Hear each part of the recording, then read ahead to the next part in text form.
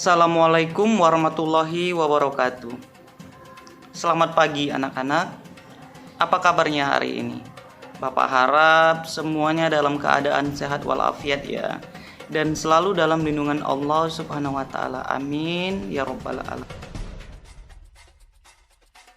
Sebelum kita memulai pembelajaran kita pada pagi hari ini, ada yang masih ingat tentang moto kita?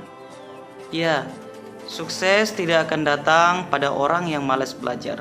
Sekali lagi, sukses tidak akan datang pada orang yang malas belajar. Sebelum kita memulai pembelajaran kita pada pagi hari ini, marilah sama-sama kita membaca doa menurut agama dan kepercayaan masing-masing. Berdoa dimulai. Berdoa selesai. Ini perlu Bapak ingatkan kembali bahwa pada saat ini virus corona atau COVID-19 masih ada loh sekeliling kita. Tetapi bukan berarti kita harus pasrah dan berdiam diri. Maka dari itu kita harus siaga dan berjaga-jaga.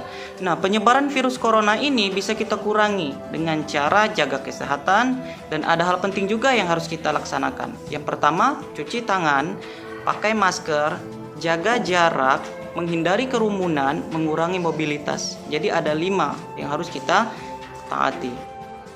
Sebelum kita mulai belajar atau membahas materi kita pada pagi hari ini, Bapak ingin menyampaikan terlebih dahulu tentang kompetensi dasar dan tujuan pembelajaran kita pada pertemuan kali ini.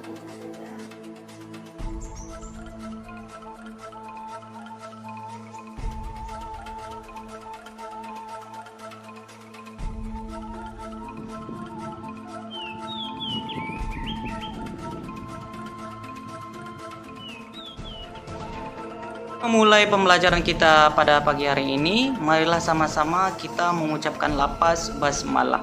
Bismillahirrahmanirrahim. Langsung kita bahas saja mengenai faktor-faktor yang mempengaruhi persebaran flora dan fauna di Indonesia. Faktor yang pertama itu adalah biotik atau non-fisik, yang terdiri dari 1 manusia, 2 hewan, 3 itu tumbuhan. Dan faktor yang kedua itu adalah faktor abiotik atau fisik, yang terdiri dari iklim, kelembapan udara, curah hujan, dan angin. Lalu yang ketiga itu relief atau fisiografi. Dan terakhir yang keempat itu ada edafit. Nah, jadi ada 4 faktor utama yang mempengaruhi persebaran flora dan fauna.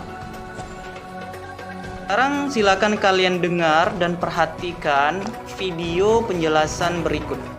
Di pertemuan sebelumnya kita sudah membahas tentang karakteristik bioma di dunia. Pada pertemuan kali ini kita akan membahas tentang faktor-faktor yang mempengaruhi persebaran flora dan fauna. Ada yang tahu manfaatnya apa?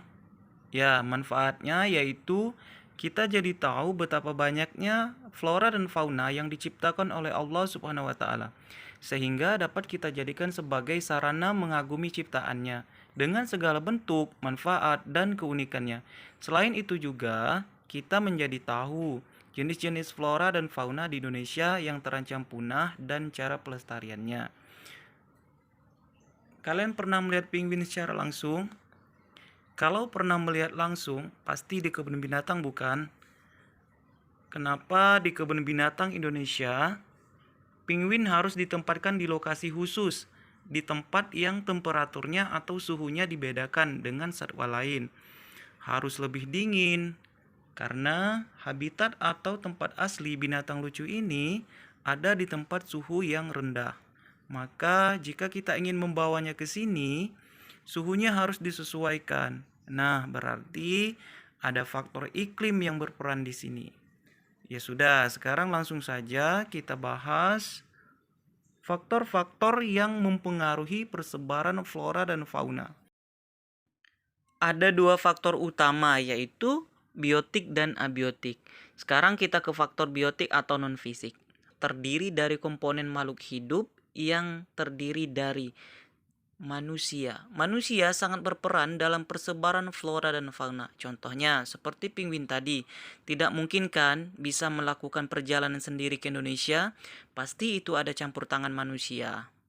Nah, kemudian yang kedua itu ada flora. Flora juga ikut berperan untuk menyuburkan tanah yang menunjang perkembangan flora itu sendiri dan mempengaruhi kehidupan faunanya. Contohnya, bakteri sapropit sebagai jenis tumbuhan mikro berperan dalam menghancurkan sampah-sampah tanah dalam penyuburan tanah. Kemudian yang ketiga itu ada hewan. Hewan yang membantu persebaran tumbuhan adalah jenis hewan penyerbuk. Hewan jenis ini menghisap madu dari bunga dan membawa serbuk sari terbang bersamanya. Serbuk sari tersebut lalu jatuh di bunga lain dan menyebabkan penyerbukan silang. Hewan penyerbuk antara lain lebah madu, tawon madu, lalat bunga, kupu-kupu, ngengat, burung kalibri, dan banyak lagi. Sekarang kita masuk ke faktor yang kedua, yaitu faktor abiotik atau fisik yang terdiri dari 4 komponen utama. Nah, yang pertama itu ada iklim. Ada 4 faktor juga yang berpengaruh terhadap iklim. Yang pertama itu ada suhu atau temperatur. Contohnya, penguin hanya dapat bertahan hidup di daerah bersuhu dingin atau rendah. Jika penguin ada di tempat bersuhu panas atau tinggi, hanya bisa bertahan sebentar saja pastinya. Kemudian yang kedua itu ada curah hujan. Hujan merupakan air hujan yang turun dalam waktu dan takaran tertentu. Contohnya, Indonesia beriklim tropis sehingga curah hujannya sangat tinggi.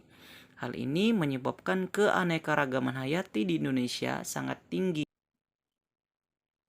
Kemudian yang ketiga itu kelembapan udara. Kelembapan udara merupakan kandungan air dalam udara berdasarkan tingkat kelembapannya. Jenis tumbuhan dapat diklasifikasikan ke dalam 4 kelompok utama, yaitu xerophyta, tropophyta, mesophyta, dan hygrotophyta. Kemudian selanjutnya yaitu angin. Nah, angin ini merupakan udara yang bergerak yang mempengaruhi persebaran tumbuhan dengan cara menerbangkan serbuk sari menuju putik. Sekarang kita bahas faktor yang kedua itu relief atau fisiografi. Nah, relief ini adalah bentuk muka bumi dan fisiografi sudut datang sinar matahari. Contohnya, lumut dapat tumbuh di tempat yang jarang disinari matahari. Kemudian yang ketiga itu tanah atau edafik. Jenis tanah mempengaruhi jenis vegetasi yang hidup di atasnya. Contohnya, tanah kafur, tanah rosa, baik untuk tanaman jati. Kemudian faktor yang keempat itu air. Contohnya, tanaman jati hidup di daerah yang ketersediaan airnya sedikit, sedangkan padi berkembang di daerah ketersediaan airnya banyak. Mungkin itu saja pembahasan kita pada pertemuan kali ini. Maka dari itu, marilah kita sama-sama menyimpulkan tentang faktor-faktor yang mempengaruhi persebaran flora dan fauna. Yang pertama itu ada faktor biotik, yang kedua itu ada faktor abiotik, yang ketiga ada faktor fisiografi, dan yang terakhir ada relief. Jadi ada 4 faktor utama yang mempengaruhi persebaran flora dan fauna di Indonesia. Dan Bapak akhiri, wabillahi taufik wal hidayah, wassalamualaikum warahmatullahi wabarakatuh.